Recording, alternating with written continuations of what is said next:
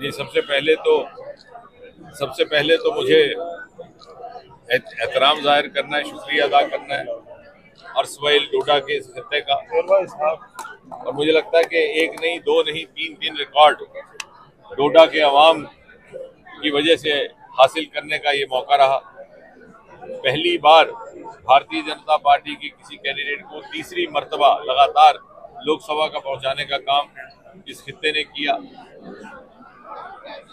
और इतना ही नहीं, पहली बार इतनी बड़ी मार्जिन, इतनी अक्सरियत से हमें अर्सवाइल डोडा से लीड मिला है। पिछले 10 सालों में जो मोदी जी ने एक के बाद एक स्कीमें लाई, योजनाएं लाई, वो घर घर तक पहुंची। उसमें कोई भेदभाव ना था। अगर गैस का सिलेंडर देना था उज्ज्वला के तहत, तो ये ना पूछा गया कि कुब्बा हिंदू का है कि मुसलमान का है। अगर मकान बनाना था तो फरिश्ते कलेक्टर ने बनाई, जिसकी जरूरत थी उसके लिए बनाया गया, जात कोई भी हो, मजहब कोई भी हो।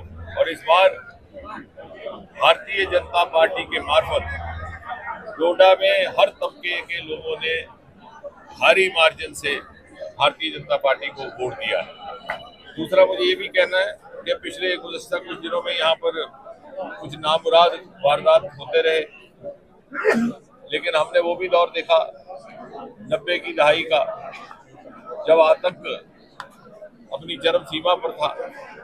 वादी कश्मीर से एक पूरा का पूरा माइग्रेट हो गया, लेकिन हम उस वक्त के हमारे यहाँ के नेता एक दीवार बन करके खड़े हुए और यहाँ से कोई भी माइग्रेशन का वाकया ना हुआ, क्योंकि यहाँ के लोगों में उस तरह का इतिहाद है हिंदू मुसलमान और जात पात को छोड़ करके, और उसी का मुजाहरा अभी भी करने का मौका आया है। और जहाँ तक ये दुश्मन मुल्क की शरारत का ताल्लुक है, सरकार ने बड़ी संजीदगी से इस पर काम भी करना शुरू कर दिया है। कुछ एक स्ट्रेटेजीज भी बनाई गई हैं जिनका सार्वजनिक तौर पर जिक्र करना, व्याख्या करना मुनासिब नहीं रहता। बीडीजीज को रिवाइव करने का भी एक मुतालबा था हमारा, सरकार ने उसे भी कबूल किया है। उनकी व्यवस्था पहले से बेहतर की जाएगी, उनके हथियारों का भी थोड़ा बहुत आधुनिकीकरण होगा। हो सकता है कि सेल्फ लोडिंग राइफल जैसे हथियार भी उसके लिए मुहैया करवाए जाए, और जहाँ जहाँ भी जरूरत होगी बीडीजी इसको कायम करने की कोशिश किया। क्या पीओके पे सर्जिकल स्ट्राइक फिर से होगी? खैर, उसमें हम नहीं जाएंगे। वो ये बात का जवाब देना ना मेरा मैंडेट है, ना मुझे इख्तियार है। ये नीतिगत फैसले जब होंगे तो होंगे, लेकिन जो भी होगा मोदी जी की ही सरकार में होता है। अगर 370 को हटाने का काम था तो मोदी जी ने ही करके दिखाया।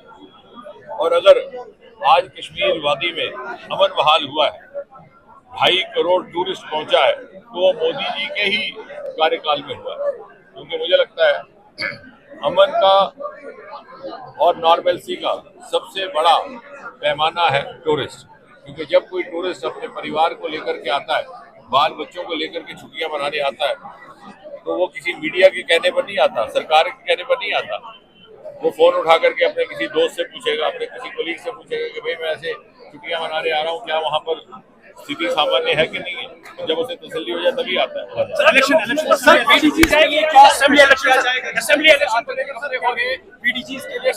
वो मैंने कहा आपसे, वो मैंने बता दिया। उसको रिवाइव भी किया जाएगा और उसको पहले से ज्यादा अच्छे ढंग से व्यवस्थित किया जाएगा।